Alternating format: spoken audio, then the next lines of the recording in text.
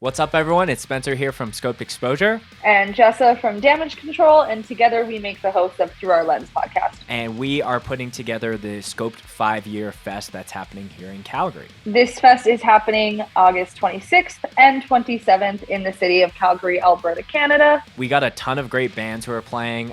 We got a bit of a California takeover with Strife, Tsunami, and Scowl. We've also got IM joining us from Texas, along with Ballista. We've got Karma from Chicago, Change from the Northwest, and a ton of other great supporting acts. Tickets can be bought at www.damagecontrol.store. We've got weekend passes as well as single day offerings up there now. You can also find the ticket link in the description of this podcast as well as either of our socials. This is something we've worked on for a long, long time. Get your tickets now and we'll see you there.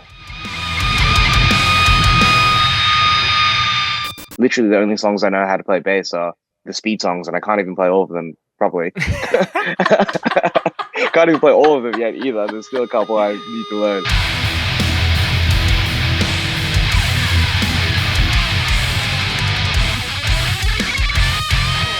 Welcome to Australia, where spiders attack you.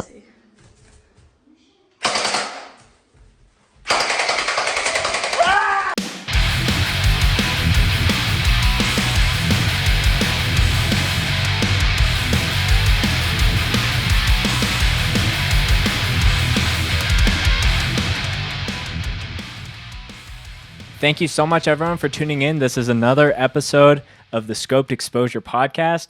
Very, very excited to be doing another podcast that requires us to be recording on different days. I have the absolute pleasure to be welcoming Aaron from a gang called Speed on the podcast. Dude, thank you so much for making time for me and coming on the show. Spence, thank you for having me on the show, man. I'm honored. I'm honored to be here. Very excited. You know, very excited as well. You know, like as for those that are avid fans of the show, you know, Jem has been on twice now. The second time Jem came on, Josh was on. So now I'm just kind of running through the gauntlet of just interviewing different Speed members. But truly, at the end of the day, I love Speed. I love that you guys are, you know, being able to finally break ground. You know, doing the Sound and Fury stuff, and just I'm sure there's tons more up in the future. And, you know, I am, again, a big fan of you guys. And I think that, you know, I reached out to you thinking, you know, there's stuff that we can talk about of those shows, but also like some of the stuff that you're doing with the clothing company that you run as well. So there's a lot of things that I want to unpack here, but, you know, anytime that I get to talk to a Australian hardcore legend like yourself, it warms my heart. Thank you, man. Thank you. You gassed me up too much. I think the gas for Speed and Scoped Exposure goes both ways. But Aaron, for those that might not know what you do in the band, do you want to give a proper intro? And for those that are unaware? Yeah, no, 100%. I'm Aaron. I play in Speed. I play bass. Yeah, sometimes I shout a little bit, but yeah, I play bass in Speed. yeah. That's definitely a question point that I'm gonna get to eventually, because it's always, you know, it's funny watching the Speed live videos and then seeing the documentary. I'm like, Aaron's rocking the mic almost as much as Jem, it seems at times, or at least the clips, it makes it look that way. But before we get into the music chats, Aaron, as you know, it's tradition here to check some bevs before we get into those kind of chats. So tell the folks at home what you're going to be sipping on today. All right. Well, it is first thing in the morning for me in Australia. It's 10 a.m. here. So I've got a morning brew. I'm actually drinking, funny enough, I've got some notes on the side of my computer here, but it's a coffee blend by my homies who run a vintage store in Sydney, 108 Warehouse. They also brew their own coffee and roast their own coffee, I should say. But this is their Take It Easy blend. It's got notes of melon, dark chocolate, caramel, to Colombia, I guess, bean. And yeah, it's very good. It's keeping me going. You're selling me on it. You're saying all the right things. What's the mug say on the front? It was hard to see with some of the glare on it. Actually, this mug is not a 108 mug, although they do have mugs. This is my friend's, actually, a good friend of mine, Jackson. He runs a cafe in Perth, so other side of Australia called Best Wishes Coffee. Mhm. Also a legendary hardcore dude, plays in the current band called The Chain. Um, Another like very sick spot. If you're ever in Perth, Fremantle, head to Best Wishes Coffee. Very chill spot, awesome food, awesome coffee, great Mhm. vibes. Legends Yeah, running spot. it's a double duo situation. It's funny that you name dropped The Chain, just because, as being friends with Jem and just learning a little bit more about Australian hardcore and the current and the history of a lot of those things. Hearing The Chain just be such a talked about band is interesting, because there was a band from where I'm based in Calgary that was pretty infamous themselves, called The Chain. So it's Oh, always fresh. funny, like, hearing like multiple band names, but they're like in totally different parts of the world, and then I'm friends with both of those bands, so it's like, hey, just want to let you know that there's coexistence that's happening here. It, I'm it's sure it's it's all always love. Yeah, it's always funny that sometimes when there is multiple band names, but they're outside of the hardcore genre, usually the band outside of the hardcore genre is being weird and trying to, like, have a cease and desist or a lawsuit or any of that kind of bullshit. So I think most of the time people hardcore get it. It's yes, all yeah. they're like, yeah, this is fine. We might play a show together and that would be dope, but 9 times out of 10, we'll probably just live and, stay in our respective lanes. So I'm drinking, so my wife, shout out to Bryn, she was just down in Palm Springs, California, with a friend of hers, and she, as anyone knows, is I'm a Bev fanatic, and I always like drinking new and cool shit. So she brought me back this. So I think the company is called Vibes, but spelt with a Y, and it's called a mood enhancer. So it's like apricot and lemon, and yeah, it's caffeine free, and I don't. It's oh man, I'm gonna butcher some of the words here, but I my mood's already really good talking with you, Aaron, and I feel like if this takes it up even up a higher notch, I'm for it. So Yeah, awesome. No lie, and I'm pretty sure I was like, I guess when I was in the States just recently, I actually had a Vibes drink. I think it was like a well, pressed the juice or cap something. says Los Angeles, There you so go. it's very much a possibility. So I'm pretty sure it had like CBD in it, and it definitely enhanced my mood. Was feeling very groovy yes, afterwards. yeah. Well, cheers to you, my friend. Really excited Cheers, to do this podcast with you. 100%. Likewise. So, Aaron, like I mentioned at the top of the episode, there's a lot of things that I want to chat with you about, but it's kind of a must for any new guest that comes here on the show to get to kind of share a little bit of their hardcore origin story, give a little bit of context about how they got put on this whole path as far as me interviewing you at this point. So take us way Mhm. back in time to like the first time that you were hearing about punk, or kind of how that was exposed to you initially. Yeah, no. My hardcore origin story. That's pretty funny. I classify myself as someone who's pretty new to hardcore. Funny enough, as I guess, yeah, Speed being my first band. Mm. I've been around hardcore for a number of years. My brother Jem sings in Speed. Been on the pod a couple times. He's definitely been my, I guess, guide to hardcore, I should say. Um, Ever since we were kids. I must say he would have been like 13. I would have been 11. He's a couple years older than me. He's always been going to shows. Um, I guess that's probably my introduction to hardcore, was really just being a little bit like, I guess, more on the fringes of around our friendship circles, I guess, at that kind of age. I didn't really go to hardcore shows or any kind of shows or any kind of heavy shows back at that time. But I was kind of, I guess, around it with just because of the friends that he bring around back to our house and whatnot. And I'd probably say maybe years down the track in maybe 20, maybe 2014, 2015, just growing into, I guess, I guess, young adult kind of self. I was, yeah, I guess moving into other friendship circles and whatnot. And I guess became really good friends with, I always been close with my brother, of course, but then I guess our friendship circles kind of merged. And in that time, I guess all of our friends just became, well, my friend circle just became just all people who were in bands, people who are either photographers, people making zines, just different people from the hardcore community, I guess, just doing Mhm. their thing. Um, I think that's really, yeah, what kind of helped me gravitate towards hardcore, because I think, well, Jem's last band, Endless Heights, they were, I guess, a hardcore band by ethic, by sonically, they were, indie rock, emo rock kind of band. Right. Um, I started taking photos and going on tour with them, and again, when they go on tour with hardcore bands, especially, it'd be kind of just around this community. And yeah, from being around that, funny enough, because I didn't play any instruments and didn't really know the music or anything, I was like, I want to get involved. I want to do something kind of cool. Um, Mhm. so I think you mentioned before, but I do my own little clothing label called Sato or Del Sato. I started doing that as kind of like my little platform to be working with people and, almost like doing a band, but everything other than the band. So it's just really just doing the merch for the band Right. for Yeah. myself.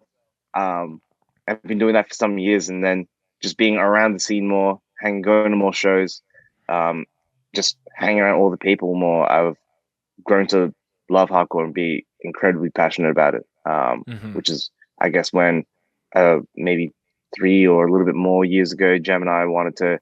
Well, yeah, we was like, we just need to start a band. We need to grow our scene here. We need to start contributing more, and um, yeah, that leads us into the last few years where we've started Speed, um, and it's been a roller coaster since. Just with the reception of the band and all the support we've been getting.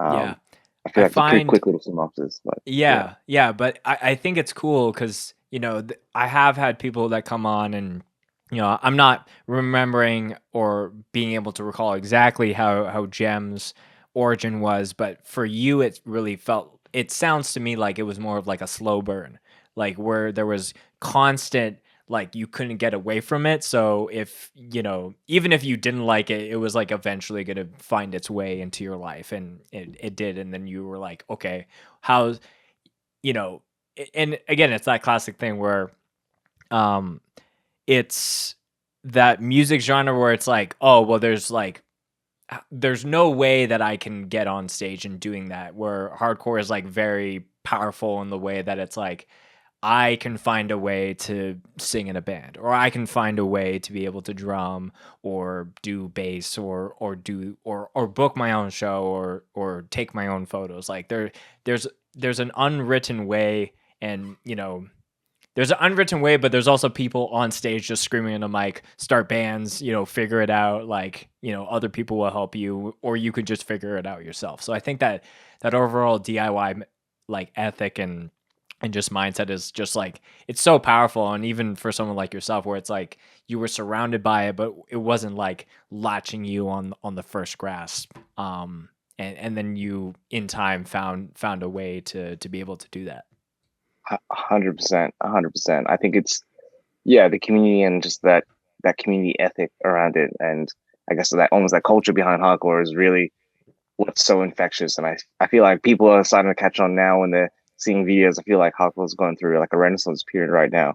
But yeah, I don't know. It's kind of like hardcore was almost like it's like trying new food as a kid. It was like something that sonically it's a bit, I don't know, maybe like bitter to taste, So it's hard to Mhm. kind of get into, but being around it so much, and I'm always getting a little taste. I've grown to have a taste for it and to now love it. It's like almost like eating chili or something like that.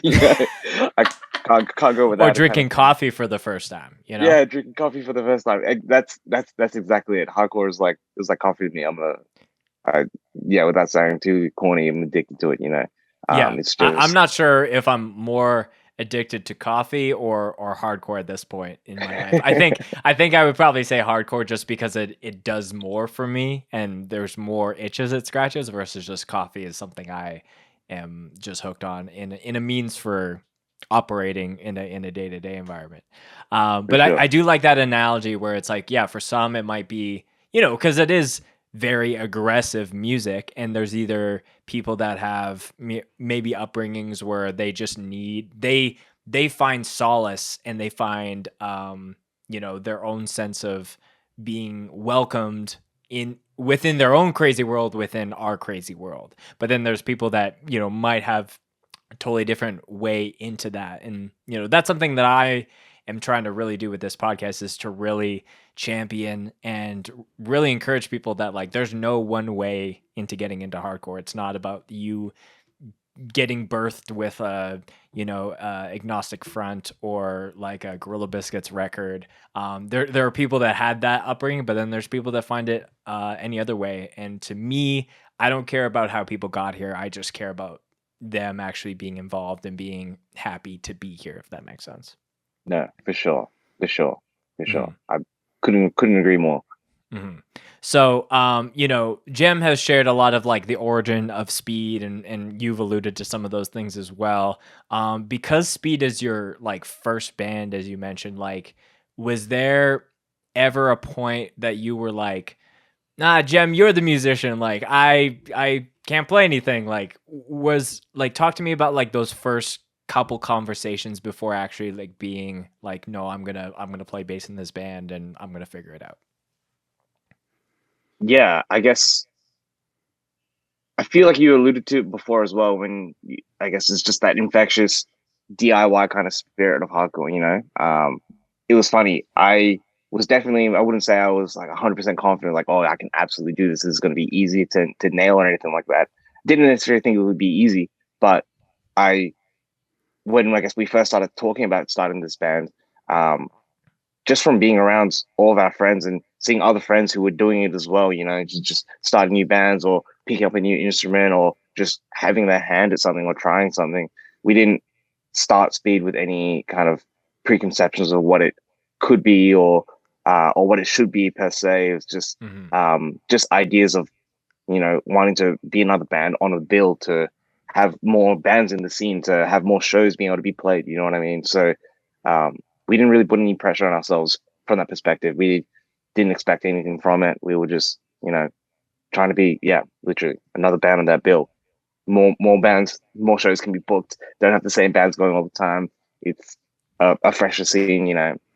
So I guess from being around that all the time it was just being, yeah, it wasn't too daunting to kind of start this. I think it also really helps that I should put out a disclaimer that Jem, sorry, but by trade is like he's a music teacher, like he's a classical flautist, I should say, a flautist. So Flautist. Yeah. literally, he's an awesome musician and like I guess classically and technically trained. So um, I was probably in the best position ever because I had a free bass teacher. Sure. um, and I think initially when we were first talking about starting it, um, he was like, "Oh yeah, what are you gonna play?" I was like, "I can't play anything, and I can't really do vocals. Never tried it before, so I don't know. I'm pretty interested in doing drums, but I know that's also pretty ambitious out of like all of the instruments to try and pick up." Right. Yeah, but anyway, after I guess talking about it for a little bit, we even picked up a drum kit one time from a friend who was throwing one away. Never sat behind it, never even set it up. We just ended up settling on bass just because I guess it was a bit easier. Um, I'm real into like hip hop music as well, or I guess I was back when I was younger as well. So um, yeah, the bass is just really cool to me. Mhm. So I figured this is probably going to be the easiest way for me to Yeah, do yeah. this. Yeah. We just wanted to Shout work out on a project to together. music teacher Jem for the hookup. But yeah, like, it's funny because I've played in bands now recently where it's the same thing where the person's like, I've never touched a bass before in my life. This is my very first band. But like the diligence, the diligence, what am I trying to say? The Diligence? seriousness that people take to like to actually learn the shit and like to be able to like practice. Like there are some times where it's like, and this is as someone who's been playing guitar for probably over 10 years at this point. There's like times where it's like, oh yeah, I got this, and then I'm like, oh, I'm a little rusty, and I have to like kind of like spend a couple, sessions before a show to really like amp it up. But then like I think about, some of those people that I played with where they were doing that level of intensity every single day, like playing bass 2 hours after work every day, leading up to a show that's like maybe 3 weeks out, and I maybe practice, you know, with the group a couple times and then once by myself. So I think it's something to be said about people that have that like that itch and the drive and the hunger to be like, no, I'm going to figure this out, whether it's guitar or bass. Like, you know, you look at Malachi, who plays guitar for Scowl. Before Scowl started, he didn't know how to play guitar, but he was like, I'm gonna learn how to play guitar. And now, like, you know, through all their hard work and just focusing on that, it's like, you know, they've become a huge band as well. So I think there's something to be said about just like the seeing the goal of just being able to play a show. Like, let's not even like say getting signed as a band, like that's all like fairy tale stuff. Just playing a show, if that's your ultimate goal, like I think it's really awesome to see any hardcore kid just like put in the hours and the, you know, just making sure that they can pull it off. And I think that's really, really cool. Obviously, like you said, you had a bit of a leg up, but you know, you were driven to get it done. No, thank you. I really appreciate that. I really do. I also love that you mentioned Malachi there because I met him for the first time the other day and just watching him shred and finding that out. And I'm pretty sure Franz from Turnstile's like a similar kind of deal. Didn't really play the bass beforehand, like Yeah. and now it's one of the craziest bassists on this planet performers. Like Yeah. It's crazy. Franz is a great example where it's like didn't know how to play bass, started doing that, and then it's like if you fast forward like however many years it is, and then he did like a thing like a Fender P bass video. Like I feel like sometimes people have these. This is going back to something you said earlier, where it's like Speed started as a way just to have more bands in the scene to, you know, to play more shows and not have it where maybe the one local band that is playing time and time again get burnt out and break up or whatever. Like just to enrich the scene as a whole. I feel like at times some people have the lofty overarching goals and ideas versus like, hey, like let's just start small and just see where it goes. And you never know, like if you look back year to year as far as how Speed has grown, it's pretty wild. Like most of the times when Jen would come on the podcast, it'd be like, okay, you guys are getting some traction. Okay, you had your viral song, and then now we're at this point with a podcast with you. So it's sometimes people don't realize that like the hard work does pay off, and sometimes you just need to be willing to like not have like it needs to be this and just let it play out, if that makes sense. 100%, 100%. I kind of I as funny as it sounds, I love talking about how I'm new into hardcore and I guess only just learned how to play the bass. Like literally the only songs I know how to play bass are the Speed songs, and I can't even play all of them properly. Can't even play all of them yet either. There's still a couple I need to learn, but I think this whole experience of doing music, I guess later in my life and coming into this and having all of the experiences, and I know that the experience I'm having with Speed is not the same experience that people will have in every band that they do, but it's really been, I guess, a very hardcore experience in the sense that it's really lifted the veil on a lot of, I guess, preconceptions that I had about music or about the music scene or about what, even I guess looking at it more macro, like what you can do in this life and what you can do with what you have. Because yeah, you can really just start from as little as something and without needing to have, I guess, major goals for anything like that, but just be, coming from a good place with a good ethic, putting in some hard work, you can really do a lot. And I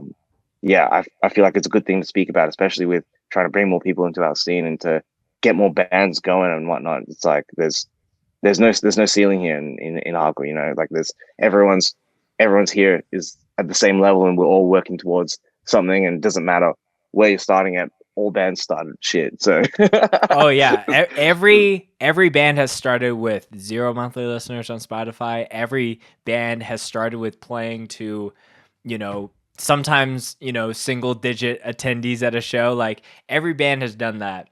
And I think that that is almost necessary to build some humility, like in every band that you do. Like nothing is worse than seeing people that played in huge legendary acts and they almost expect that same level when they've started their smaller project. It's like, no, you gotta, everyone starts at zero and then it's just up from there. And it's it's also something that I always think about. It's like no one owes anyone any favors or like, like anything like that. It's kind of up to like the hardcore community to decide what's sick, what bands deserve to be on certain labels, and then it's like kind of an all culmination of that. But I think it's like sometimes you think it's going to be the hottest.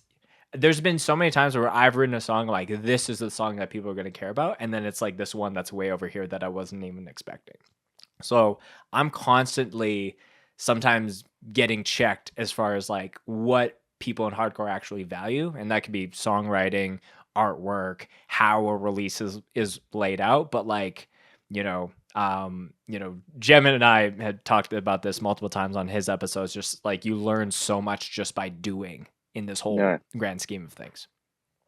100%, 100%. I think in so many other scenes, so many other subcultures or whatever, there's almost like a framework, or I would probably even look at the framework more as just barriers to entry for certain things, certain ways, you're meant to do something. And also if you're doing a band or you're doing a music kind of thing, it should look like this. It should be this kind of successful.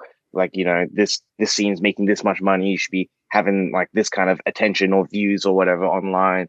But yeah, you really, none of that stuff really is real, other than, bringing together, I guess, your friends and just putting together some work and putting out an offering to your scene, and seeing if it's received well, and just trying to push that scene. I feel like if you're just trying to do that, not every band's going to be great, obviously, as well, but I feel like people will, even if they're not sonically great, still gather support if they are pushing the right things, and come from a good place. So, or at least in our scene. Yeah. And going back earlier to what you were saying, like I think the goal with any new project shouldn't be to have some buzz online or to like, oh, let's play this fest all the way and across the world. I think that every project should have a level of like, does this contribute to local shows that are happening in my scene? Is this a project where I'm like wrangling a couple guys to play, even if it's like maybe once a year? Like depending on, if people are in their 30s and 40s and they just can't make it work.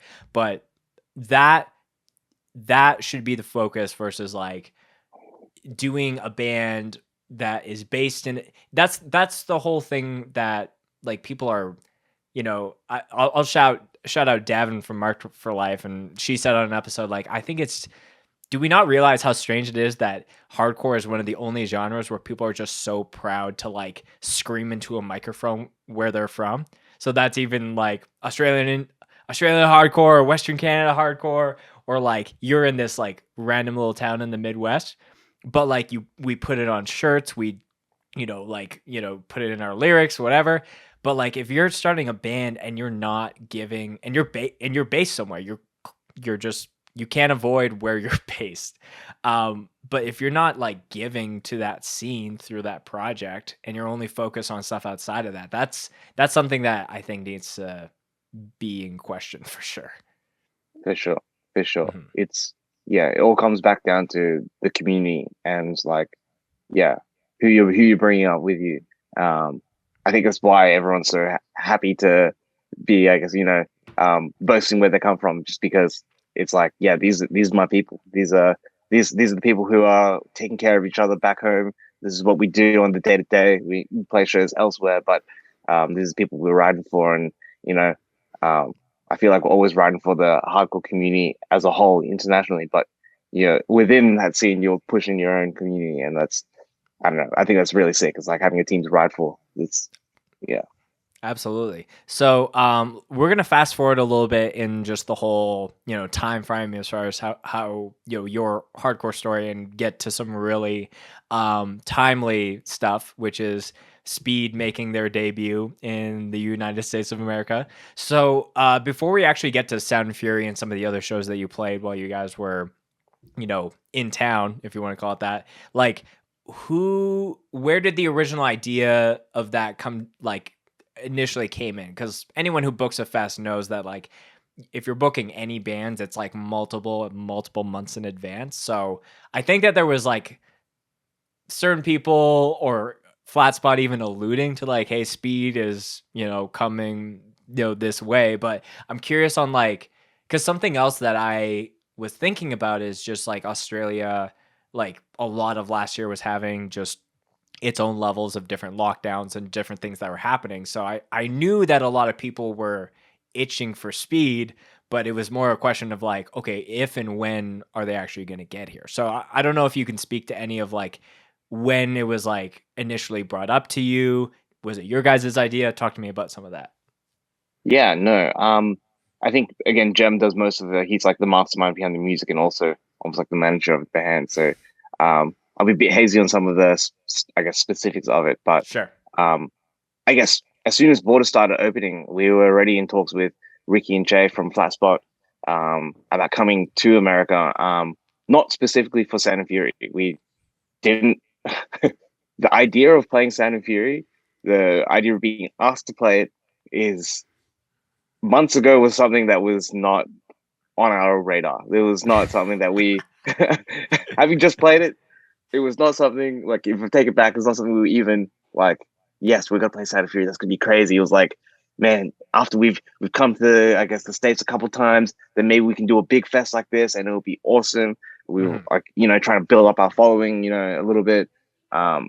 Really, we were talking about coming to the US and coming to do some stuff with Flatspot, whatever that looked like, whether that was like just a string of shows or maybe a small tour. It's a bit hard for us to tour just because all of us are working full-time jobs and, we're just trying to push our scene here. So we're not really trying to leave this per se.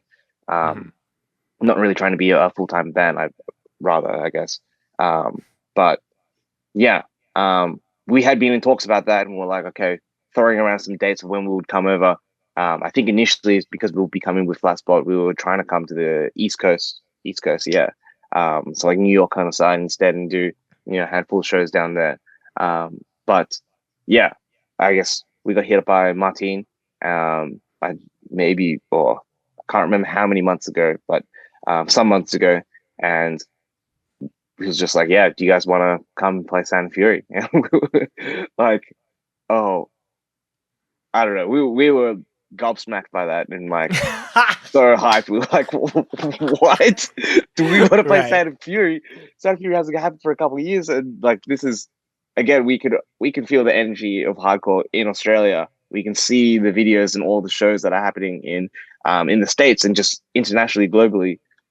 This buzz and like to play Sound and Fury and also after this layoff as well. We were super keen, but funny enough, when we spoke about it between the band, like no lie here, we were like, if we come to the States for the first time, we can only do it once for this year.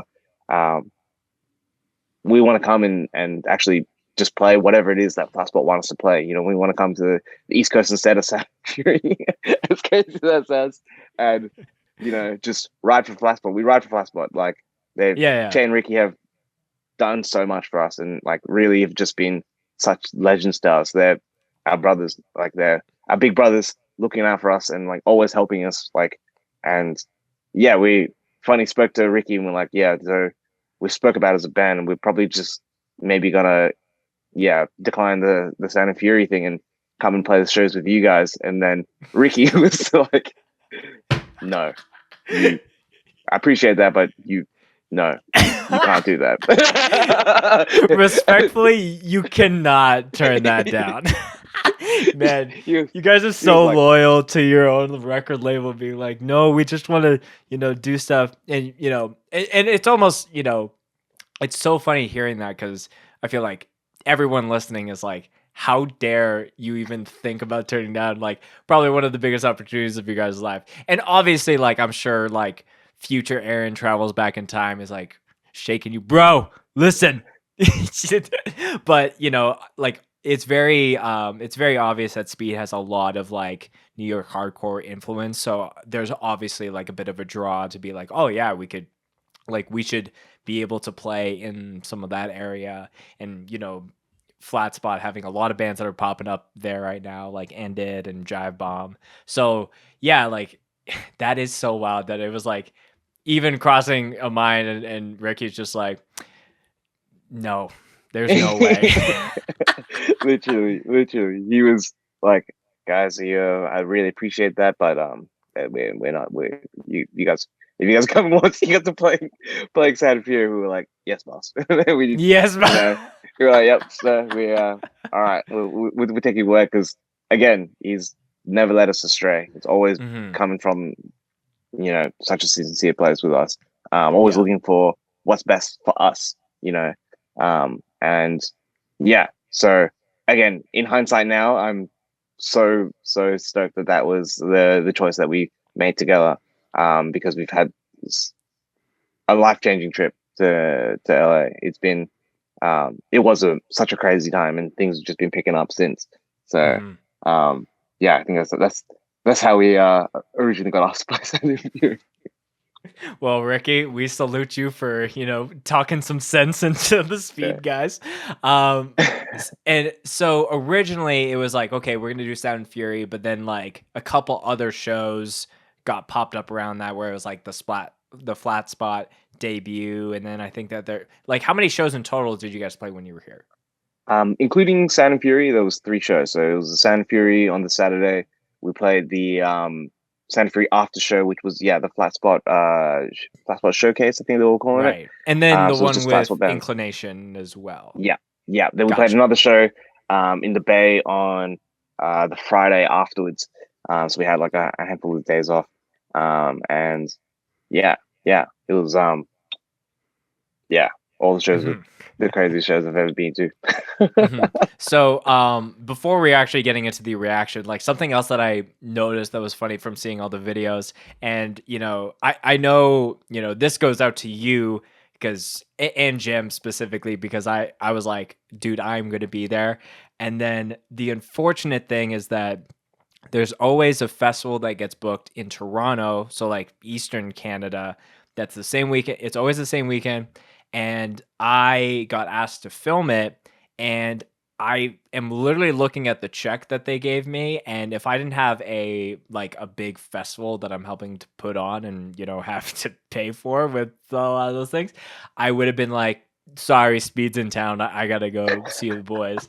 And I know Jessa, friend of the show, she was talking to Jem, and he seemed quite bummed that I wasn't there. And so that's still something that I'm probably might go to my grave with and be upset about, but I think I had to make a decision. But when I was seeing all the videos and having extreme FOMO, as I just mentioned, something that I noticed that was really funny is that like all the gear that all of you were using literally looked like it was just like a randomized guitar or bass list. And Josh had this crazy Alexi Leho like Flying V, and you had this bright blue bass.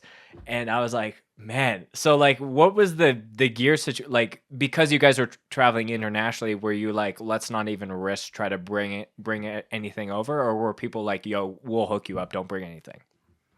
It's a funny story. So a couple things with that was, when we did get the offer for Sound and Fury, it was still a few months before Sound and Fury itself, but just with international travel having opened up, well, I guess for 2 reasons, getting the appropriate visa to go to the States to play was kind of out of the question for us in terms of, 1, financially, and 2, just even if we had the finances for it, it would have just simply taken too long to get your visa application back. It was taking something like 200 days or something like that, or like 150 days or something ridiculous, like you put it in, you fast track it, and it's like, oh, maybe you get it back in 30 days sooner, or what have you. But literally our hands were kind of like tied with it. It was like, even if we paid for it now, we're not going to get it in time to go there.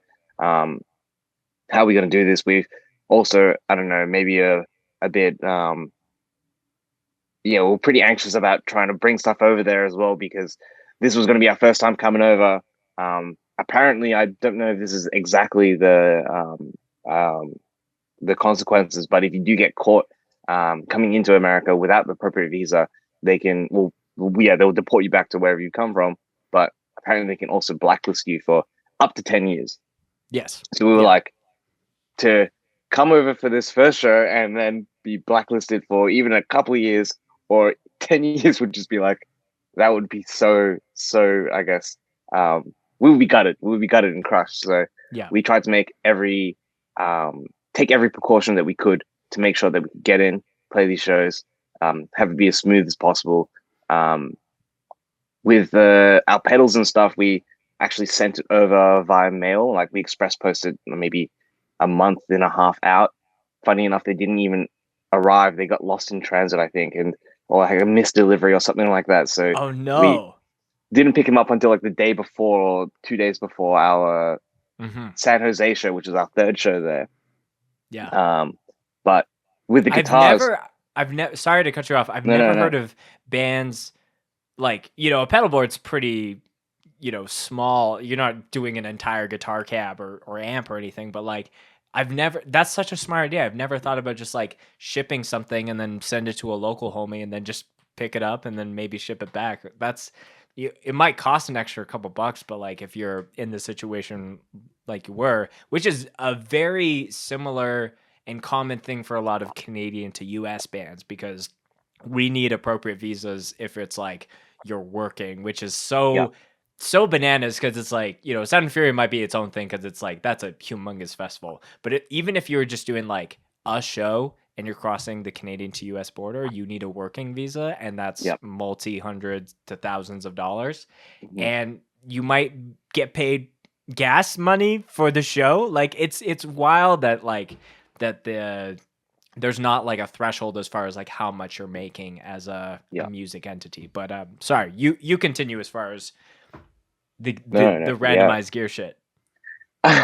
So I guess again, super luckily we actually got hit up by Jackson/Fender in Australia, I think, and completely unrelated to all of this, they were pretty much just offering us some free gear, free guitars and bass. They were just hooking us up with all this stuff, and we were like, "Thank you so much. This is crazy. Is there any chance that we could pick it up in LA?"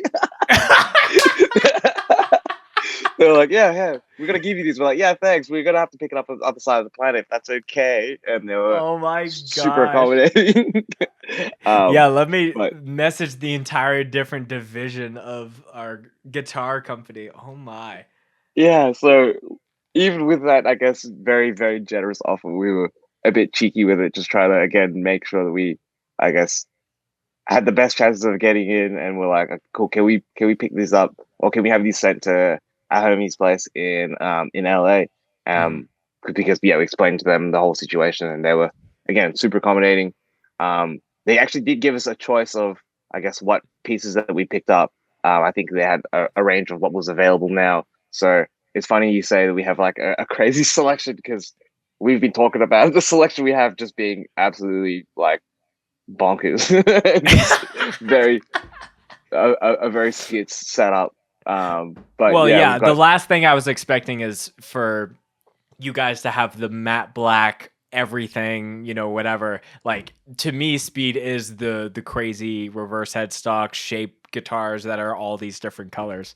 So yeah, it now makes sense that it was planned, but man, some of these behind the scenes of all these things are hilarious. Yeah.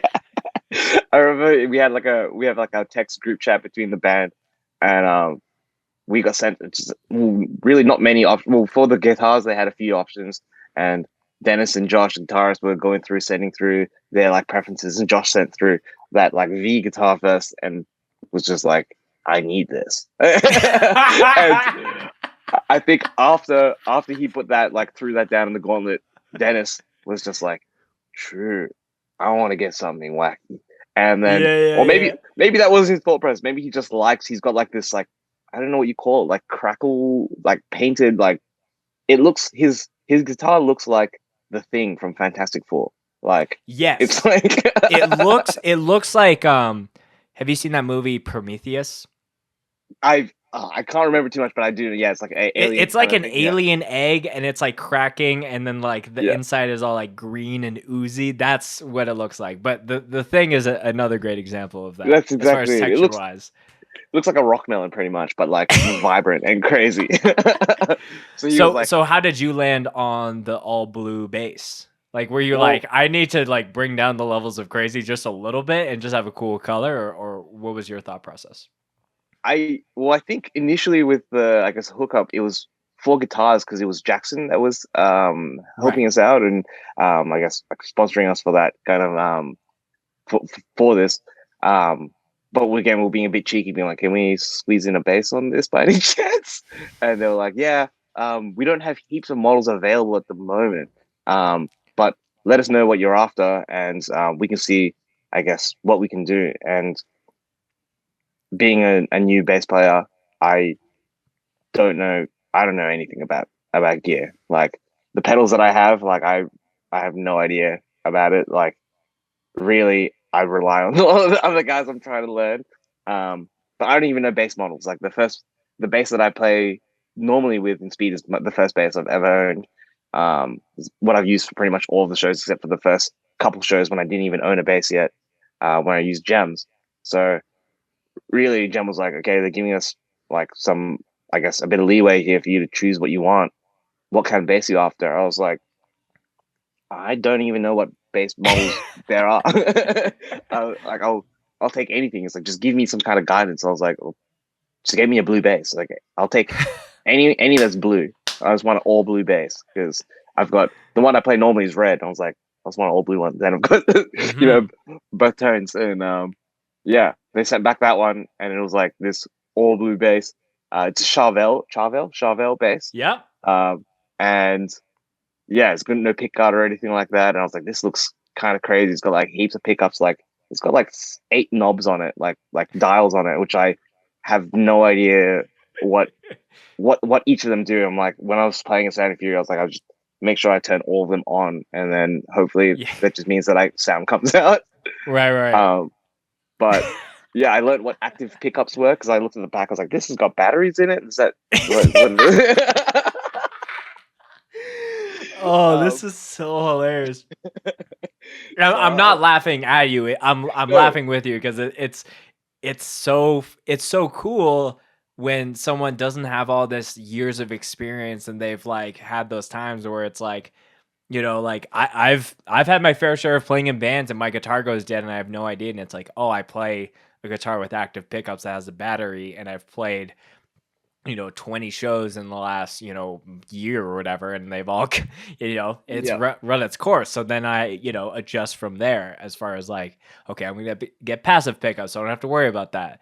But I just love this idea of you standing on stage with like 8 knobs and you're fighting batteries in your bass, and you're like, bro, this shit's crazy. It's crazy. I'm definitely the most undeserving one of getting some free gear, especially with my tenure. But yeah, I'm super humble to have been given the opportunity to play it, and I've got it home with me now. But Yeah, yeah, so that's the that was my story next of- question. Did everything get shipped over back to Australia? Because I imagine if you're traveling with your noses as clean as possible, you're probably doing that same tactic on the way back versus like, oh, we just picked up all these guitars and all this shit. Well, you would think that, but we kind of just came back just with all these guitars and pedals. Oh my. Yeah, I think it was. Yeah, we just did a lot of window shopping. Oh, that's Yeah, so we were like, funny. we just borrowed some stuff from friends, and they just gifted it to us. It's brand new gear and all these pedals. No, I guess we thought about it a little bit. We weren't too concerned with getting out because I think the main thing with, I guess, I'll probably say even with most countries, maybe, not just the States, but it's getting in is the hard part. Getting through that customs initially is where they Yeah. have questions. That's really the only place where they have any questions. Any other part of the airport, no one cares. No one's asking. Yeah. No one's, I guess, it's not their job. They're not thinking about that. Well, yeah. When it comes to when I'm flying, Canada to the States, and again, this might change for other countries, but like you go through customs before you leave the country. It's not like you land in the States and then you're going through, that level of security. And by the time you are coming back, then you're going through that. But at that point, you have like I almost think you have like hometown advantage where they're like, you're here. You clearly didn't do anything that was like remotely like full on like bad. So like, they usually just wave people in. But I do agree that it's usually the hard part where people are like, wait, you're going to a music festival? Who's playing? And I've always had the mantra of like, I do have nothing to hide theoretically, but I just answer my questions as truthfully as I need to make sure that, like I'm going to a music fest, like whether, because as someone who's hasn't traveled a lot with his band yet, but there's been a lot of times where I've been like, quote unquote, hired to film a festival, but like hired as like, we're paying for your flight. So people will ask all that. But I feel like if you're just super confident and like, yep, this is what we're doing, and they're snuffing out the people who are like super nervous and are tripping over things and don't have their shit straight. No, for sure, for sure. I think we, even with all the precautions that we had taken, like I guess gear and stuff is just, I guess, the start of the precautions we had done. Like, we'd spent a lot of time also, like, I guess, getting our stories straight, changing our bookings so that all of our flights were booked in individual names. We even put different addresses that we were staying at, got other friends, like, I guess, from around LA, and like a few different friends. And even I'm certain that a couple of the addresses we used were not even our personal friends, but friends of friends who were happy to just let us use their addresses and, right, put their addresses in for each of them as well. We had like got each of the members to do like little fake text message chains with them, just being like, hey man, like literally like 3 days before we left, hey bro, miss seeing you. Is it cool if it's still cool if I come around to your place at this address and stay for this week? I leave on this day.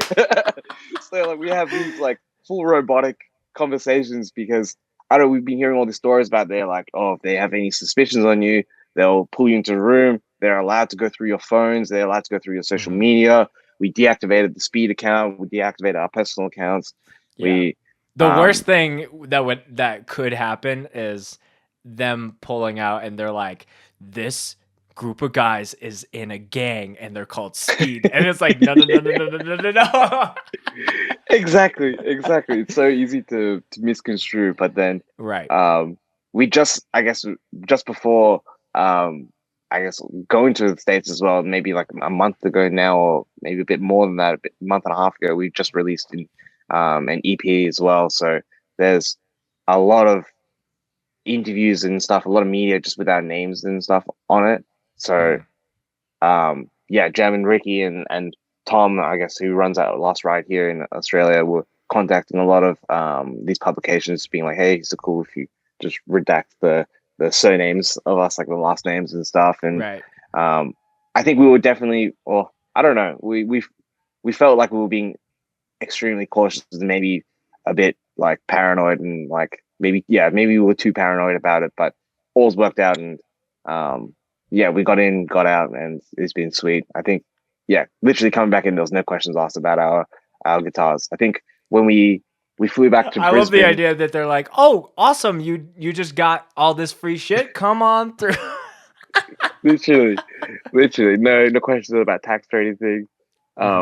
I think we flew back to Brisbane, and we're from Sydney, so then we had to get a connecting flight back to Sydney. Sure. And I remember when we got back to Sydney, we were at Brisbane checking in to go onto our connecting flight. We had to get all of our gear out again, and Josh, the guitarist, was talking to the guy at the oversized luggage, and he's like, "Oh, you guys just coming from LA?" He's like, "Yeah," because he could see the previous tags. Like, "Oh yeah, you guys played a band or something?" He's like, "Yeah, we just played a few shows." And then I was there, just like on highlight, like, "Oh no, we come all this way now without it," as if it mattered, but like, it was so sweet. He's like, "We're already here." Like, yeah, we're like, what are they gonna do? He's gonna call the airport, which is gonna call the state. Like, like it's, exactly. That's so wild. So, okay, I appreciate all these behind the scenes. This is why I love talking to all the members of Speed, because they always come with the best stories. So let's talk about the actual Sound and Fury performance, because again, like I was listening to Axe to Grind did a podcast where they were talking about the festival, and I think one of the guys was mentioning about how they knew that the Speed set would be like, a lot of people were excited about it, but he underestimated people aren't here to check out this band. People are here for this band. So like, talk to me like before the first note even happens, like what is going through your head when you look out and you see just a bunch of like tiny little heads that just seem to go for miles. Yeah, it was. I might even take it like a little bit of a half a step back even from there, but like, just before, as we were arriving to LA, we'd been speaking to, again, Ricky from Flatspot and Jay a lot, and even just from a few of our other friends from the States already. A lot of people have just been telling us, like, guys, there's a lot of people talking about you here. There's a lot of people pretty excited to see you guys play and like pretty keen for you guys to be coming over. And we would not necessarily disregarding that, but we were taking it kind of with a grain of salt, just being like, oh yeah, this is really, really nice. Like, I don't know, the idea of an Australian band in hardcore coming over for a fest like this, and I'm pretty sure the only other international band was Raw Brigade there. So one of a couple international acts there. We were like, I didn't really think that there would be that much excitement for us, or we had no idea what our reception would be in the States. It's like I know it's from New York specifically, but as America as a whole, you're going back to America where this genre started, where this subculture started. This is like going back to, the motherland. And yeah, to have people be excited of it, we were like, yeah, I guess I don't know how this is actually going to be once we get there and touch the ground. And from when we got into the fest grounds on the day, I think we were probably one of the first bands there, just way too excited, got there hell early.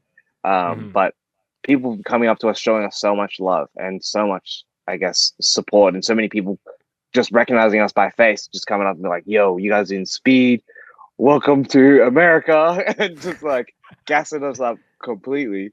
It was insane. So already before going on stage, we were like, this is movie shit. This is like, people are really like, the people here who have come to see us really fuck with us. So this is going to be awesome. And then we get onto the stage, and yeah, like you said, I've never been in front of, I guess, a crowd that big. Like, never stood in front of it. I don't know if I've ever been to a show that big, other than like maybe a mainstream music festival, which is never in the capacity of any kind of behind the scenes kind of thing, or always as a participant completely. But being in front of that crowd was, yeah, I lost for words. It's crazy. It's very daunting, but I think just as we were setting up, I guess the way that Sound and Fury went was that those two stages next to each other, which were kind of tandem, and it was kind of like non-stop action kind of thing. As soon as one band kind of finished, the next band on the other stage was pretty much ready to play. So we're setting up. Only really took us like 10 minutes or so less to set up our stuff, and we're kind of just sitting there as another band's playing and just looking at this sea of people. And I guess a lot of people are kind of like not facing you, but facing the other stage at this point, or had shifted across. But just looking at all these people there was, yeah, very, very, very surreal. Especially, I guess, considering that was our 15th show ever we've played. My 15th show I've played, period. So like with a bass, you know what I mean? Or in any kind of music capacity. And yeah, I guess the nervous but excited energy that all of us had, and I guess having that extra 5-10 minutes just to kind of sit there in front of the crowd and just be like, okay, this is happening. This is all going through. I think we even had, I guess, time to a bunch of our Sydney homies, or even just friends from across Australia, even Melbourne, and some from Brisbane as well, had pulled up. So it was very reassuring to be able to see them in the crowd. And I actually was a bit cheeky and pulled a number of them onto the stage. Stagehand was like, "Hey, you can't be doing this. I'm like, I'm so sorry. We're not from here. Trying to give any excuse I have. Like, oh, I'm sorry, man. I don't know how it works here. So, um, yeah, I think having as well how a lot of our good friends be on the stage with us, it felt kind of almost similar as well to the previous show we played in Sydney, which was a music fest here, a hardcore fest here, put on by some of our good friends called Back on the Map. But it felt very similar to that, but on a different level. And just, yeah, I guess we were there just to do our thing, and we had a lot of our homies there and a lot of new homies supporting us. So, yeah, it was a crazy, crazy feeling It's to be up there. It's funny as you're just mentioning it, and it's like for a festival of that size, when you realize like how many people's attention that you have for like that 15 to 20 minutes, it kind of puts you in a little bit of like in a frame of mind. You're like, oh shit, like what can we do within this 15 to 20 minutes, you know? And that's anything from having like the wildest set where people are just losing their minds to like, I've off of the few videos that have been released so far, shout out to 197 Media, like people, like the bands are just going, like people are just losing, like just are actually in full on just no fucks mode. And that could be Brody King just jumping, just full swan dive into all these people, or people front flipping into like other things. But it's like that energy and that level of attention, whether someone's at the very back of that whole sea of people, but they're still watching the band. They're not like, some people might be on their phone or talking to other people, but they are standing on that ground to look at this band from Australia just rip it for a few minutes. And I think that's just, it's so surreal. And it's almost like it's kind of like putting you guys a little under the burner, like under pressure, because then everything starts to boil over as far as the energy and the craziness and all the shit. So it was super just amazing to see you guys. I knew it was going to be a great reaction, but then as soon as you see it, you're like, damn, that shit is so sick. And in my opinion, well deserved. Thank you very much. We yeah, couldn't have asked for more. Yeah, with the whole experience and with the show, I guess with the fest itself, like we've been talking about it, and like we feel this was less a hardcore fest, was more of a hardcore celebration kind of thing. I guess sounding corny again, but like I feel like there was an air around the whole fest, and like even just like not even talking about our set, but just the whole fest. I think everyone was just keen to be there, keen to be seeing their friends, keen to be seeing bands, new bands, old bands, like just keen about hardcore and excited about hardcore. I think there was a tangible feeling. Like I've been to other festivals, I guess, outside of hardcore in the past, and there's never that tangibility of excitement that's there. And I think maybe if you're not from the scene and you don't really don't really care about the scene, or you're just from, I guess, way too removed, you're there, maybe you don't feel it. Maybe that's a thing. But just, being from this community and having that kind of feeling, we were just on cloud nine from the get-go. So being able to play as well, let alone, I guess going to Sato just to watch would have been a trip for us. So going there and being able to play when we were able to play as well, and have all of the, I guess, all of the support. On that note, I got to shout out AJ from No Pressure. He fully hooked me up with pedals for that day. It was the easiest switch over because he's had everything set up there for me. He's absolute legend. But it was unreal. So we're gonna change topics a little bit here. Something that is very interesting to me, and this, and I made a little bit of a joke earlier in the conversation about like, oh yeah, like Aaron's grabbing the mic just as much as his brother sometimes during a speed set. But something that was really interesting is like, and I noticed this was very apparent off of the Not That Nice music video, but like there was just so many there's been so much intentional imagery of speed that isn't like, here's the front person and then everyone else stands beside them. It's like almost like you're the focal point.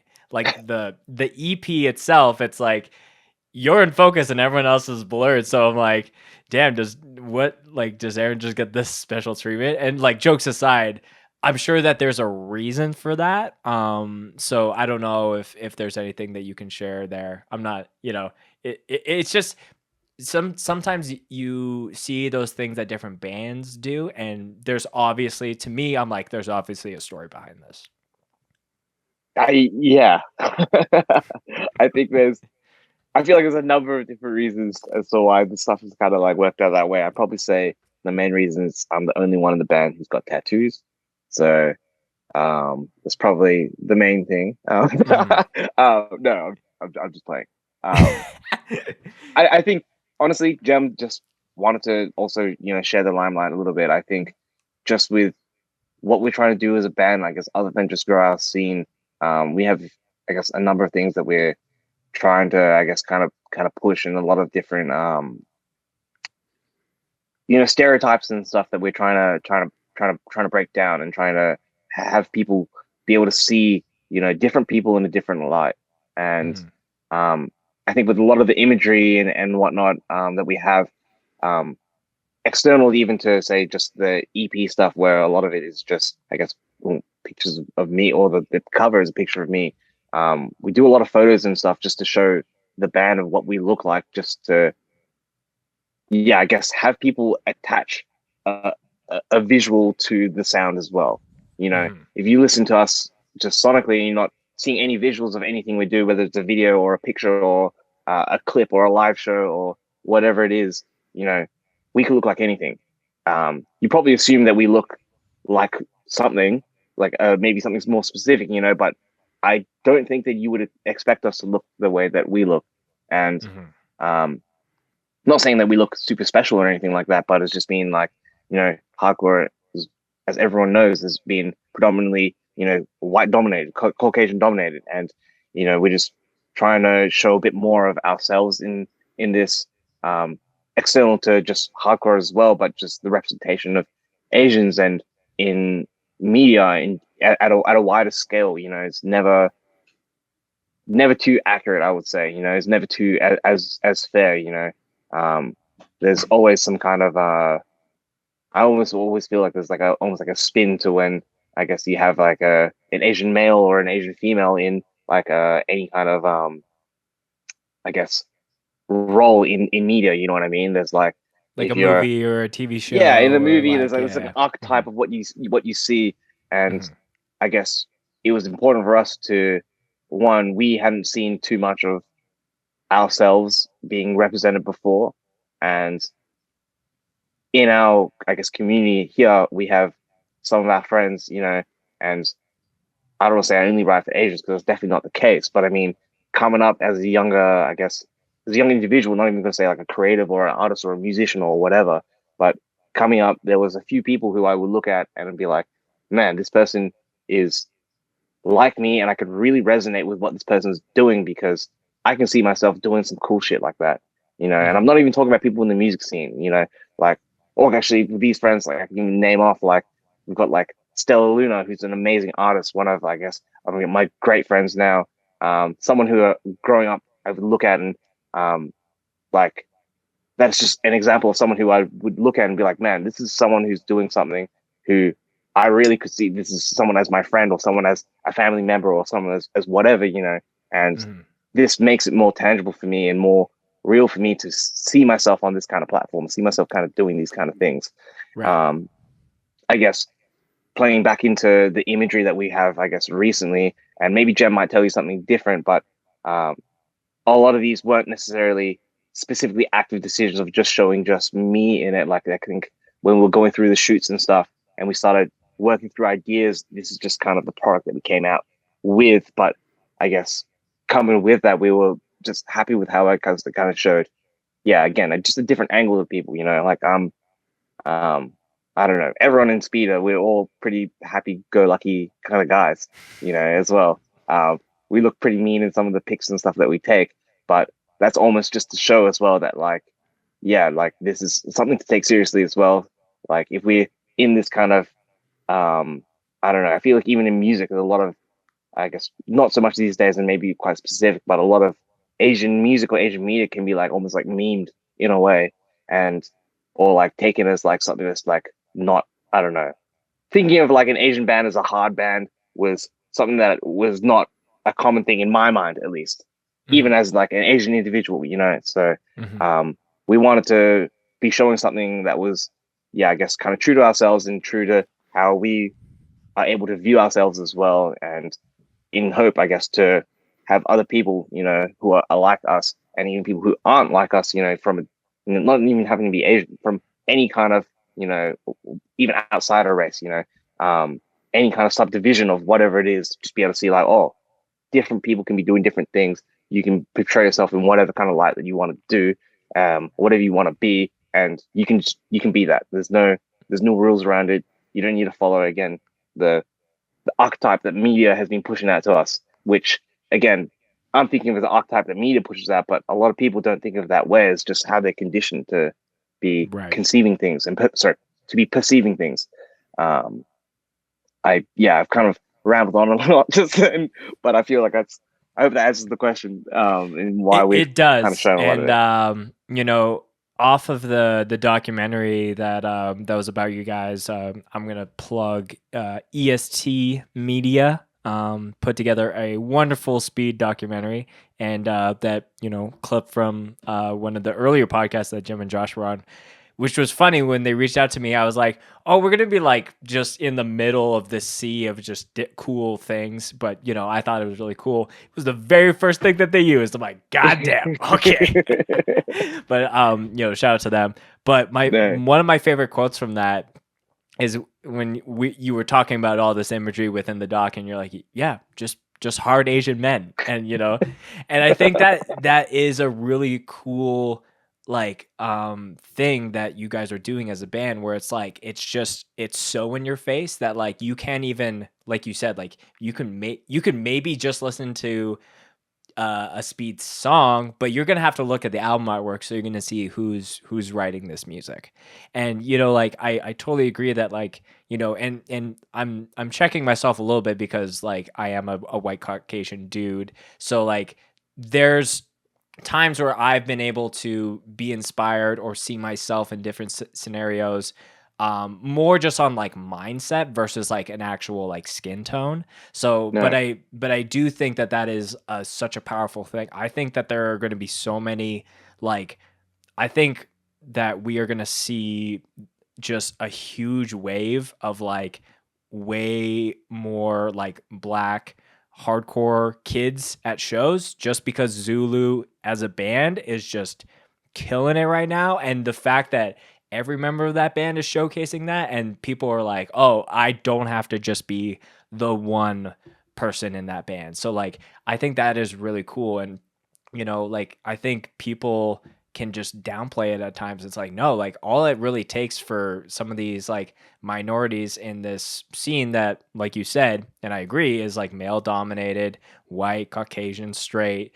All it takes is like a band like Speed or a band like Zulu, or a band like Scowl, like whatever it is, to just be in the forefront, take that space. And like, cause I think people want that. People don't want to just see 4 or 5 dudes that are playing another, you know, band. Like, you know, the band could be sick, but I think people appreciate and like kind of like yearn and like seek after like the new things that like, oh, like this looks different and it sounds great, you know?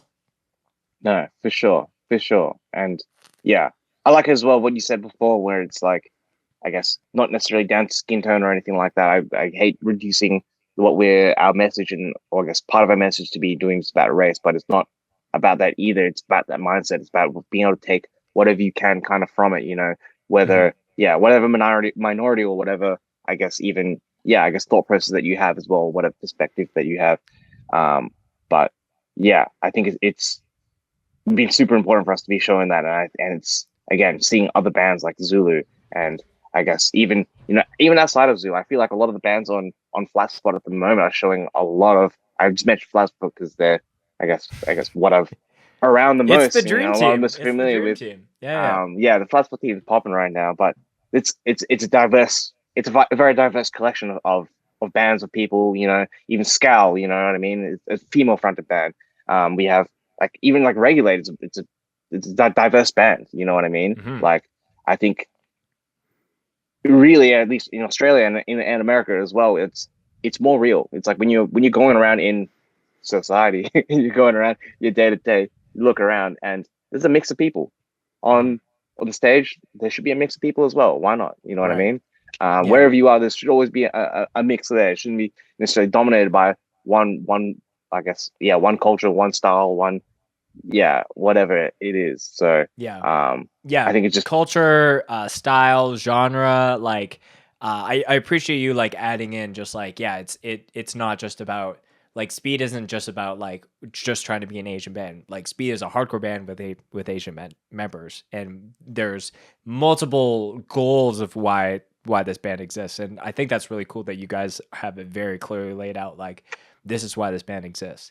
But again, I really think that it almost is a reminder for me that like I know that certain people might feel burnt or like not as inspired, growing up in Canada because, our scene is not the States and it's got its own set of challenges. But like for me, I feel almost like, okay, well, I've heard people come to me and be like, what you're doing with Scoped is really inspiring to me, and it's helped and it's pushed me to film my own shows, like, start a zine, do my own podcast. So like that ripple effect, like to me feels endless. So I think it's like if you are in a younger, I feel like in any scene, like, small or big, like what you do when you're on stage, whether you're filming bands, playing in bands, you book the show, or whatever you're doing, like people are watching and people feel when it's like it's true and it's good hearted and it's good in nature.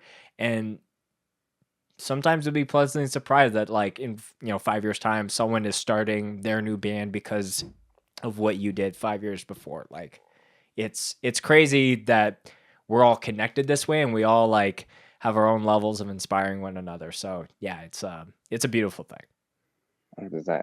Couldn't agree more. Hmm.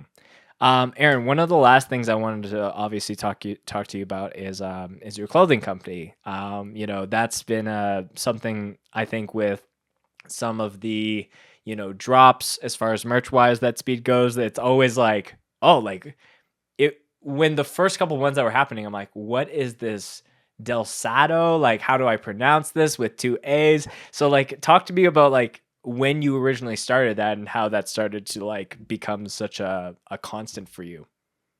Yeah,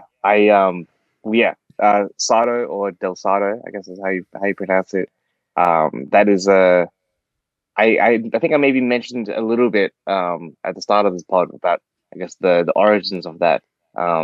It's kind of like my origins into hardcore, I guess. Is Sato is just it's a clothing label. It's just me. I guess uh I do everything for. I do the designs. I do I guess the orders and do I guess I have printers and stuff that I go to get the product actually made. Mhm. But besides that, it's just all me. And um, really, all it was for me was to be a platform to be working with friends. I've always kind of been since younger being interested in clothing and I guess in fashion, quotation marks there. But um, it's always been something that interested me, and it was something that I wanted to do from the time I was like, I guess, super young. Like I feel like even from when I was like 12 or so, I was already starting to get into clothes and starting to look into like a lot of different labels and brands and stuff like that. And I guess getting into that, I when I was younger, I used to do a lot of like hip hop dancing and stuff. So that was kind of like into like hip hop stuff and like the hundreds and like Bape and like started getting into like Cart and stuff when I was a little bit older. And I guess um again at that time in my life, I was I guess a very casual photographer. I would go and take photos for Gem's previous band and its Heights, and I went on a number of tours with them, with hardcore bands and with other bands as well. And um, honestly, just from being around all and making all these new friends and having my friendship circle just be around all these people who are all doing things, not just people who are in bands, but again, literally, as you just mentioned, people doing podcasts, people doing zines, people booking shows, people doing designs, designers, artists, like pretty much all the fabric of our community. Like I was taking photos, I guess, very casually, but I was like, man, I want something that I can do, whether it be a band or whatever it is that I can, have as my own as a platform to work with friends, and almost as well as like I think at that time I was coming towards the end of like my uni, I guess, study, or I guess university college study, and I was like, what am I going to be doing next? Like what I guess I was kind of a little bit directionless, and I was like, all I really need is just something that I can do where I can have an excuse to work with my friends. And yeah, Sato is not meant to be something that is, I guess, kind of similar to Speed. It's not meant to be my career. It's not meant to be anything like that. It's just a side project which I do incredibly haphazardly. Like if you look through the stream of stuff, I'll put out a couple things a year, a few things a year, and yeah, it's really a platform for me to work with my friends, collaborate with them, put out cool shit, even outside of clothes. Having a brand like that is just something that you can attach to an event, or you can attach to an exhibition, or you can if a friend's band's coming over from overseas and they're trying to do a shirt. I did a shirt with Crust from New Jersey. I don't want to butcher that, but shout out to Sandog when they came over with Regulate a couple of years ago. Like it's an opportunity to connect with people, opportunity to work with people, to learn new skills. I'm not an artist or a designer or anything like that. So it was just a good opportunity for me to learn how to do things and just to have some fun. So very similar to like, I guess, doing a band kind of thing, I just at that time didn't know how to play any instruments or have any means to kind of start doing something like that. So inspired by my friends, really. Inspired by my friends doing cool shit, inspired by the scene, everyone around doing what they were doing. So yeah, Sato's come from that. It's funny, a lot of people think my last name is Sato, because my Instagram handle is Aaron Sato. I have a lot of people come out like, oh, I'm Aaron guilty Sato? because I booked in this podcast and I'm like, Aaron Sato. And I'm like, and then I was like, there's no way. There's no way that he named his brand after his last name. So it's funny. I have to stipulate that because I don't want people to think, that I'm just like straight up putting my last name on just like all this clothing just around. My last name is I have a little bit more humility than that, bro. I was like, come on, guys. I'm not just putting my name, getting people to wear my surname. Yeah. Oh man, that's funny. But yeah, I guess that's what Sato is. That's So one of my favorite, I guess, I'll say products because pieces could be whatever, but one of my favorite products or things that I've seen you made was the Speed Sato umbrella. I've never seen a hardcore band do an umbrella, and I thought I've seen it all because Drain specifically is a band that I've seen like, how has nobody thought about doing fucking like beverage coolers, with and put their band name on the side. But when I saw the umbrella, I was like, yo, this is what? Like, so as someone that, has this like lifestyle brand, but also the band side, kind of two brains that clearly have overlap, but like you have to have separated to a degree. What is like the one thing that you feel like how did you even come up with that idea? Like the umbrella specifically? Well, the umbrella, like that is something that I'm trying to think about where it's like every band always and forever will need t-shirts and hoodies and like shit like that. But like, how do you come up with like those truly like fucking fuzzy dice and like, that kind of shit? So let's talk about the umbrella specifically. I feel like a lot of the things for Sato, a lot of my ideas that I have come out of things of necessity of just things that I want to have, I guess, myself. It's like even with this fluffy dice, that's actually funny enough, something that I wanted to buy a pair of fluffy dice just for my car for like the longest time, just because I drive like an old Toyota. It's that car that's in the We See You videos. Just it's just a very humble car. But I just always thought that having this fluffy dice was just a funny kind of thing. So we had opportunity to kind of do that and did that with this umbrella.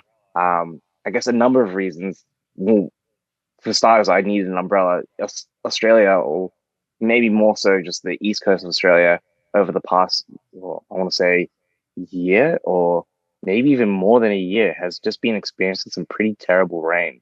Like today is actually a nice day, but for most of this year, it's been raining almost every single day.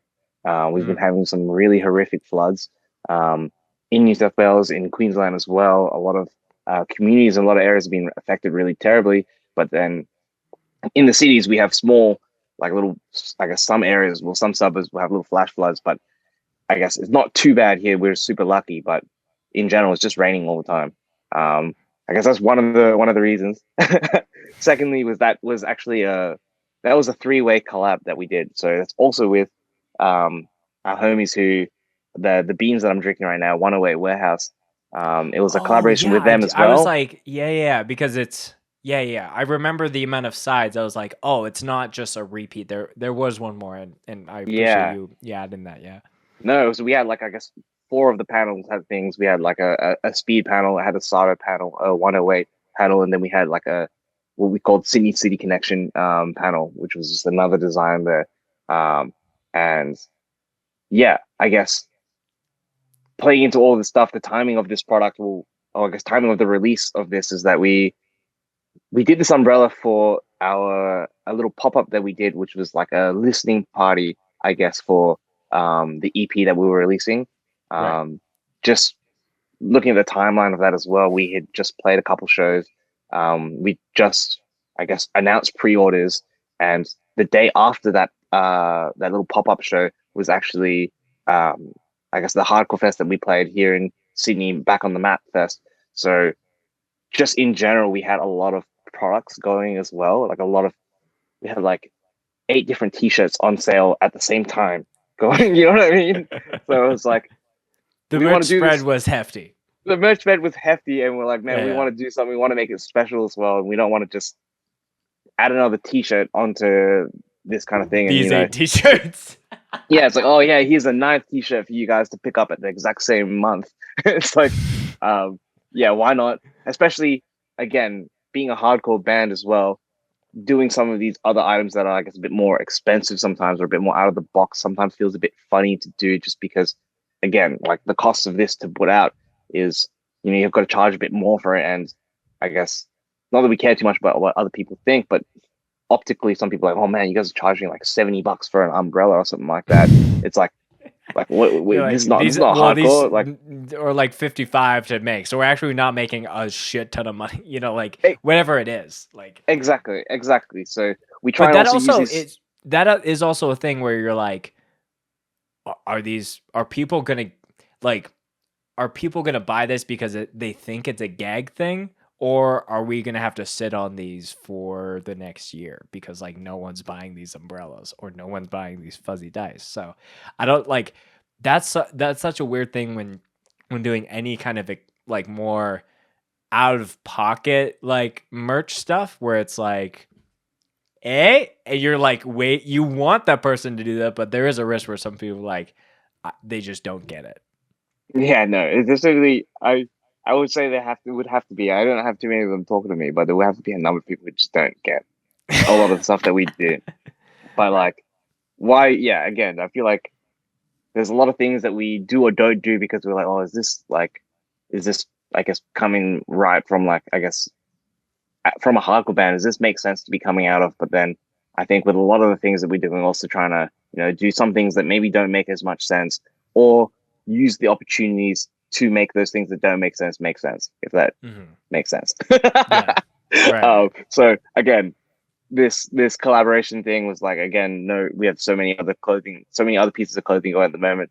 Why not put out, I think with that little capsule, we put out, the umbrella, we put out a coffee bean that we did with them in collaboration, we put out a coffee mug, we put out a T-shirt and a rug. So like, one wearable item, and every other item is probably something that there's not really many other bands that are consistently doing. And Right. again, opportunity to highlight the cool things that we can do with our friends who are doing other cool things as well. And just, yeah, again, just trying to boost the creativity around and with our community, you know. Yeah. But yeah, Yeah, I think like when you boil it down, everyone needs an umbrella. Like and I'm speaking as someone who's almost 30 and like I don't own an umbrella, but I need an umbrella because there's been plenty of days where I'm like shit is like coming down and I am going to have to either rely on like a windbreaker or some kind of like rain jacket, and even then sometimes it is better just to have something where you can just pop up. And I think at the end of the day, are you going to go out and buy a $10 shitty umbrella from a Walmart, or should you just invest and get the good speed umbrella that you could have for a lifetime? That's that's the pretty clear decision to me. with so many of the things that I own these days, and like again, I'm into bringing into like clothing and stuff into so many different, such a wide array of, I guess, levels of I guess, whether it be luxury stuff or like streetwear stuff or like and everything in between. You know, even like for my job that I work as a day job is like I run an online store for like a fashion company that sells, you know, like high fashion brands and like streetwear brands. So looking at all this stuff, the main things that I have, which I really value the most, or which I love rocking, you know, like I've got, not to say I have heaps of expensive clothing, but I've got, you know, some things that are like an expensive shirt or something like that. But then a lot of the time, the shirt that I guess treasure the most is like the band t-shirts that I have. Like I'm rocking a Raw Brigade t-shirt right now, and like it's so much fresher than so many of the other things that you could go out and buy for like however much money. You know what I mean? So like Right. I think it's also just being able to put out a product that, if people identify with the brand, with the band, with the collective, with whatever it is. Mm-hmm. I personally, when I have one of those, like, you know, those things, those products or whatever it is, wearable or not, as always feels really special to me. So hoping that other people have that same kind of attachment and value for things, you know.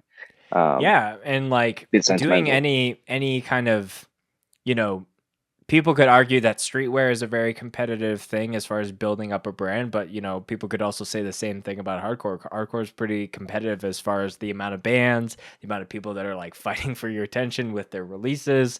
But I think the cream rises to the top always, and I think like people that have good, solid, consistent track records with their creative stuff, whether it's putting out, you know, merchandise or you're doing a podcast, like people will take notice of that, and then people will buy in and they'll identify with it like you said. And you know, when there's like the hey, like we're doing this drop, it's a little bit of a kooky thing, but we believe in it and we're doing this, we're not just trying to like do a gotcha or anything like that. Like Take the piss, yeah. most of your fans at that point will be like, oh, of course there's a speed and Sato umbrella, I'm picking that up for sure.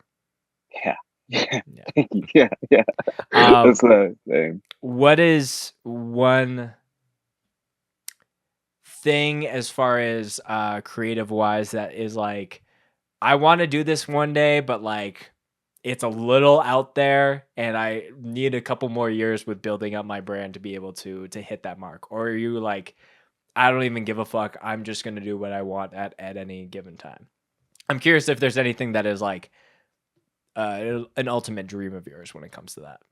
Like, I guess specific products and stuff, or like, Yeah. or like, Or I'll say a specific product or a specific collaboration that would like you could die happy doing. true, true. Um, Honestly, I have pretty humble goals as with for Sato, at least, you know, like it's again something that I've never been like, I put a lot of effort into it and spent a lot of time doing, but um not something that I've ever again set out to have any there's nothing specific that I've been wanting to be like, this is what Sato needs to be, and this is where yeah, I guess I want it to be. And like all of the support and all of the, I guess, engagement that I've had with it so far has been, again, similar speed, been far beyond anything that I ever expected with. I think, I guess maybe these are more short-term kind of things, but things that have been a little bit unattainable just purely out of, I guess, lack of, I would say for me, lack of time. just because some of these things take a lot of time to do and a lot of, I guess, effort and I guess again working full time, doing speed or playing speed, I should say. It sounds sus. Playing speed and I guess doing this clothing brand whilst trying to I guess Yeah, we're playing in maintain speed.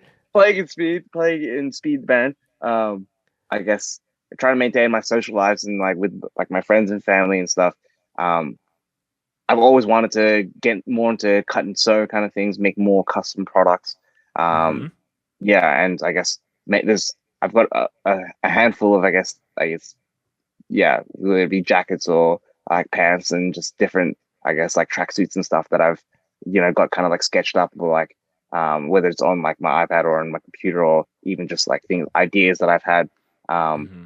which I would love to go into further and I feel like as the years progress and with all the stuff with how Sato's been going, with Speed's been going, I've been making so many more connections and so many more, I guess, meeting so many more like-minded people, which is making these things seem a lot more attainable with the amount of time that I have as well. But some of those things, I guess, is definitely where I would like to go, not to be doing anything on a mass production kind of scale, but even just to make a one-off sort of stuff of whatever I thought was cool. Mm-hmm. And also just to honestly do an event like I'd love to throw like a Sato party sometime. It's been something I've been talking about for ages now, but again, just trying to find in time to, yeah, I guess, or even just having the mental space to be able to start to put all these things in order has just been a bit challenging recently. But I think just with all the energy that I've been receiving from everyone, I think it's definitely been helping me, even though we're getting busier, just to, find the time and be making that time. So I think, yeah, some of those specific kind of cut and sew kind of things and, yeah, and a Sato event would be fresh. I'd be so psyched if I'd done those two things, you know what I mean? By the time Sato's done, I'm like, sweet, that's cool. That's Yeah. done. Yeah, I think all good things. Oh, sorry, let me correct myself. I think all great things require an insane amount of work and time that's being put into it. And that's anything that, if your goal is to build the biggest brand in the world, there's multiple years, if not decades, of doing that. If you're just like someone like Aaron that like wants to make a cool brand that allows you to connect with your friends and do different projects, like that still requires a lot of work, but the time frame is much smaller and the gap is much smaller. And that's something that I think about constantly with Scoped and just like the way I see it evolving and where I want to take it and what that requires of me. And yeah, I just think it's very cool to hear how creative you are, but how like rooted and humble you are as far as like what you're doing. And again, this goes back to what I was saying earlier with Speed. It's like everything that you're doing has a clear mission and has a clear like this is how we're working to get to that mission. We don't really have an actual date as far as when we hit that, but we're just looking at how we're moving the needle every day towards that. And dude, this has been such like an inspiring and awesome conversation with you, Aaron. I simp for your band, but I love the fact of just being able to connect with multiple members of the band. And like you said, it's like you see on the outside there's just all these hard Asian dudes, but at the same time it's like I would say every member of Speed that I have spoken to here on the podcast, not only have I felt like I've made a new friend after the conversation, but I feel like they're one of the most just rooted people that just get hardcore. And dude, I'm gassing you up a lot, but it's like it's straight up from the heart, and I mean every word of it. No, thanks, Spencer. I really appreciate it. Thank you. Yeah, like I said, the love and the support that we've been getting shown by everyone, yourself included, has been mind blowing. It's been insane. I'm like mumbling over myself because I'm lost words with everything, and been at many points recently very overwhelmed with just again all of the love. So thank you. Thank you for having me on. It's an honor to be asked to be on your pod, and I've had an awesome time chatting with you. It's been sick. It's been hectic. Thank you so much. Before you go, I have one more question to ask you, and Please. I ask every podcast that guest this. Tell me a, favorite mosh related story to end off this podcast. And that's anything that's first to your mind. So that could be, I saw this, I did this, this is like borderline like a crime, or this is just super wholesome. Whatever's first to your head. Anything mosh related that you want to end on. Okay, I got one, and this is actually something that's very fresh. It's from Sound and Fury. Okay. Yeah, I remember Sound and Fury. I can't remember which day it was, but Never Ending Game we're playing, and I remember my brother Jem, before they were playing, he came up to me and he was like super excited. He's like, "Bro, I'm gonna be singing a part for Neg. This is like we all do, but my brother loves Never Ending Game. Like Never Ending Game like Zunzan, but they're fucking awesome. They're hard, they're fresh, they're sick." And yeah, he was like, "Yeah, I'm gonna be doing this part, I'm gonna sing this part." And I was like, "Yeah, hectic." I remember standing there kind of like from like side stage kind of thing, just watching, and he gets up to do his part, and Sound and Fury was just absolute chaos. Like people were hitting so hard. He does his little guest vocal part, and as soon as he's finished, he goes into a breakdown, and he just gets swarmed. Like Sad and Fury had a stage, and then they had a little like sub stage, which is like almost like a catwalk for like moshes and stage divers to pit on and to jump across. So it's like, I guess, like to avoid. It's almost like, and I know exactly what it is. I feel like it's the stage at Saturn Fury 2022 was almost like an infinity pool, where like the stage is like where you would be in the pool, and then there's the spill over, and that's what that is catching it, and then it's the ground. Yes. You know what I mean? Exactly. Yeah. Exactly. So they have this other little stage, and I remember watching there, and my brother's having the time of his life. He's going on, he's got a hat on, he's got his sunnies on as well at the same time. He's there rocking out. And then as soon as he's done, the breakdown starts, and just carnage ensues. Everyone just goes bonkers, and everyone's pitting so hard. And he's there, think he's looking so cool, and then all these massive dudes just start moshing on him. And there's a video of this actually. I think I've seen this video. And he's just there. He's like, oh. It's like pretty much. I was talking about. It was like it's like kill or be killed. It was like pit or be pitted on. Like he was just there. Yes. Fight or flight. He loses his hat, loses his sunnies. He's just there, just going hard, and everyone's going crazy. You see a bunch of homies in there as well going. And yeah, I'm pretty sure that's on Instagram somewhere. He'll be tagged in it.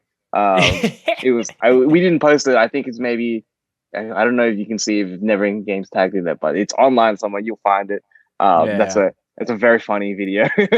It's very apparent that like the minute after he's done, like it's almost like, we use that infinity pool analogy, but it's also like the mosh zone. Like it's such a tight area, so like people are jumping up there, but then people are moshing up there, and then the vocalists are like it's pit or be pitted on zone. Yes. Like you said. And unfortunately, I think Jem realizes that he's in the thick of it, and then I think he tries to like mosh away. If that makes sense. The only way of getting out of this is by moshing. Yeah. One of the best mosh people, shout out Corey from Move.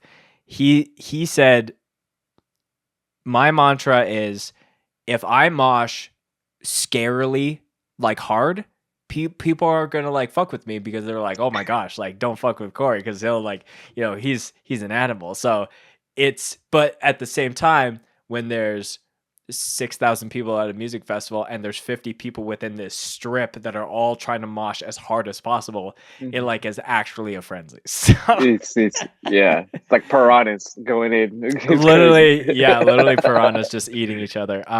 Aaron, again, this has been a great chat. All your links for Speed, Sato, and yourself will all be in the description and the show notes. If there's any final words, anything you want to plug, or anything you want to shout out, the floor is yours, my friend. Firstly, want to plug Script Exposure. We're on here right now. But Spence, again, thank you so much for having me here. It's been an absolute honor and privilege to be here. Main thing I want to plug is just, I guess, again, not too sure when this comes out, but in a few weeks from now, September 3rd, we've got Speed's first tour ever, I guess, It's in Australia. We're doing the East Coast with our homies in AWOL, a band from Melbourne. Yeah, that's coming up, and we're super excited to be doing this. The tour's already sold out, so I don't really know why I'm plugging it this kind of way. But yeah, it's like, sorry if you missed it. Sorry. But look for the if you guys bids. are in town, come hang when we're there. We'd hang anywhere outside of the shows. Right. I want to thank, I guess, all of the homies who showed up for us in LA when we were there recently. There's too many names to name, but like in particular, Shay and Ricky from Flat Spot. These guys have just been really running it for us and just like flying the flag for us for so long now, and we really can't thank them enough for everything. So, want to thank them as well. Thank you. Yeah. Aaron, like I said, you're an absolute real one, and like I am itching in every bone of my body to the day that, scoped exposure, speed, or even better, speed endgame are having a final connection, because that would be a day that would be as something I'd be looking forward to for a long time. I really appreciate Speed as a band, as well as every individual that plays in it. Again, this has been a fantastic interview. Cannot wait for what's ahead in 2023 for Speed. If you haven't yet, go listen to the new EP, Gang Called Speed. Definitely top EPs of the year, I would say. And Aaron, thanks for coming on the pod, my friend. Thank you so much. Thank you so much, Spence.